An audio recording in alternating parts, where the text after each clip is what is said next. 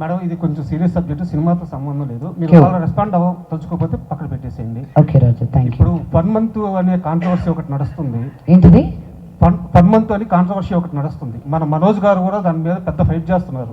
ఒక చిన్న పాపని అబ్యూజ్ చేసి, చైల్డ్ అబ్యూజ్, ట్రోలర్స్, రోస్టర్స్ అని చెప్పేసి 1 month అని ఒక ఛానల్ వాళ్ళు, మన మనోజ్ గారు కూడా దాని మీద చాలా సీరియస్గా ఫైట్ చేస్తున్నారు. అంటే మాకు తెలిసి మంచి ఫ్యామిలీ అంటే ఓన్లీ సినిమాలే కాదు, సొసైటీలో ఉన్న గుడ్ కూడా, వాళ్ళు గుడ్ కోసం ఫైట్ చేస్తారు, బ్యాడ్ని అపోజ్ చేస్తారు. సో మీ తమ్ముడు, మా హీరో మనోజ్ గారు ఇలా మంచి విషయాలు ఇంత బాగా రెస్పాండ్ అవుతున్నారు.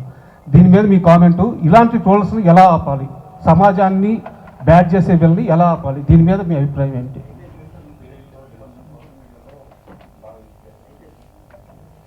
అండి, నాకు బాధ వేస్తుంది ఫస్ట్ అండ్ ఫార్మోస్ట్.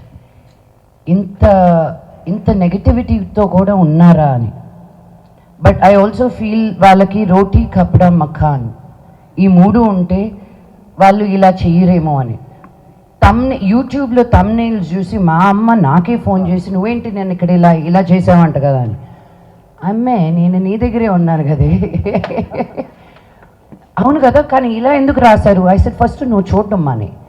బట్ చూడడం మానేయడం కుదరదు, స్ట్రిక్ట్ యాక్షన్స్ తీసుకోవాలి. Because this is still a new medium. అందరూ నేర్చుకుంటున్నారు. అందరూ ఎంత సెన్సేషనల్గా పెడితే, లక్ష్మీ మంచు స్లాపింగ్ సంబడి అని ఉంది యూట్యూబ్లో, అది మీరు క్లిక్ చేస్తే నేను మేజర్ చంద్రకాంత్కి క్లాప్ కొడుతున్నాను. దానికి స్లాప్కి క్లాప్కి తేడా తెలియని వాళ్ళతోటి డిస్కషన్ ఎలా చేయాలండి. చైల్డ్ అబ్యూస్ చేసిన వాళ్ళని అడ్డంగా నరకాలని నా ఉద్దేశం, నడి రోడ్డు మీద నరకాలని నా ఉద్దేశం. 1.3 బిలియన్ పీపుల్ పైగా ఉన్న మనమే సెల్ఫ్ గవర్నింగ్ చేస్తున్నామండి.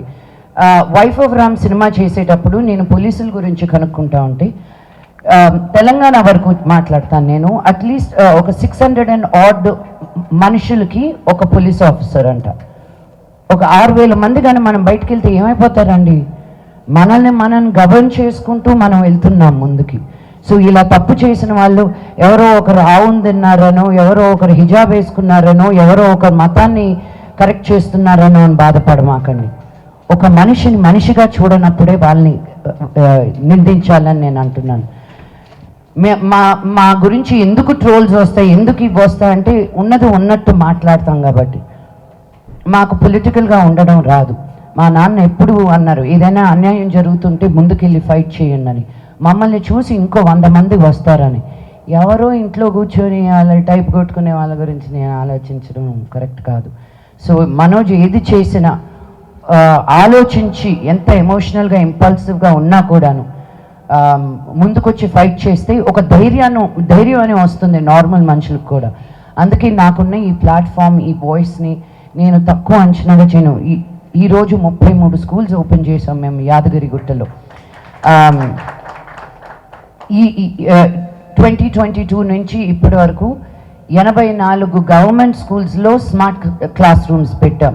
అక్కడికి ఎందుకు వెళ్ళి పెడుతున్నారండి, ఇక్కడ పెడితే మీకు ఇంకా ఎక్కువ మీడియా కవరేజ్ ఉంటుంది కదా అని. నేను మీడియా కవరేజ్ గురించి ఆలోచిస్తే యాదగిరిగుట్ట దాకా నేను వెళ్ళి చెయ్యాలా?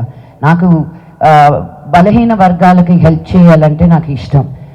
మా నాన్నకి నాకు ఒకటి తేడా, ఆయన గవర్నమెంట్ స్కూల్కి వెళ్ళారు, నేను ప్రైవేట్ స్కూల్కి వెళ్ళాను. ఆయన బయటకు వచ్చి ఏదో ఒకటి సాధించాలనుకో ఉండకపోతే నేను కూడా మోదుగులపాలెంలో రైతు బిడ్డగానే మిగిలిపోయేదాన్ని. అది తక్కువ అనట్లేదు నేను, కానీ అందరికీ ఒక ఆపర్చునిటీ ఉండాలి అన్న ఉద్దేశంతో నేను గవర్నమెంట్ స్కూల్ పిల్లలతోటి పనిచేస్తున్నాను. ఊరిని బాగు చేయనక్కర్లే, ఒక బడిని బాగు చేస్తే చాలు, వాళ్ళే ఊరిని బాగు చేస్తారన్న నమ్మకం నాకు. So it's really heart breaking. నేను వినలేదు ఇది ఇంకా, బికాజ్ నేను చూడడం మానేశానండి. ఫస్ట్ అండ్ ఫార్మోస్ట్ న్యూస్ చూడడం మానేశాను.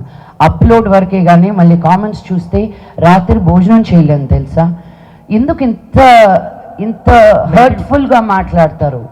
యూనో, వ్యక్తిగతంగా మా ఫ్యామిలీని అంటారు, మా అమ్మని అంటారు, నా కూతుర్ని అంటారు.